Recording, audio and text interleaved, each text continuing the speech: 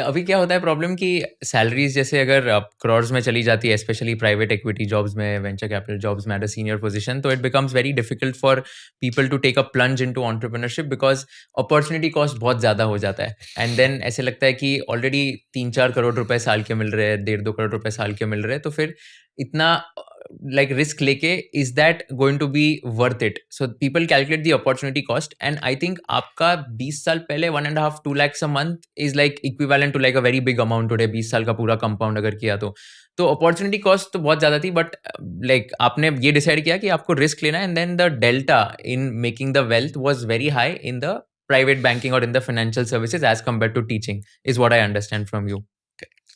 जब रिस्क लेते तो एक दूसरा एक पहलू जो मैं बोलना ही भूल गया आपको, एक होता है प्लान बी और तीसरा होता है प्लान सी।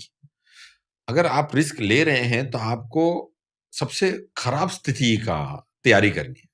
अच्छी स्थिति में तैयारी क्या करनी, 2 तिजोरियां और खरीदनी है आपने, खरीद के रख लेना पैसे। So I found out which is my plan B, which is my plan C. Plan B was a lady called Mamta, who was my classmate, who was from a well to do family, saying that यार मैं कैसे जीऊंगा बेंगलोर में 9300 में पता नहीं, but 2 साल कुछ भी नहीं हुआ, तरक्की नहीं हुई, क्या तू मुझे पैसे उधार देगी? उसने कहा दे दूंगा। Right, so that was one. और उसको मेरी पहले नौकरी लग गई थी चोलामंडलम में, तो उसने मुझे प्लान बी वो हो गई। प्लान सी एक थोड़ा निकम्मा सा दोस्त था, बहुत घटिया प्लान सी था मेरा, बट फिर भी प्लान सी जरूर था, विनोद करके।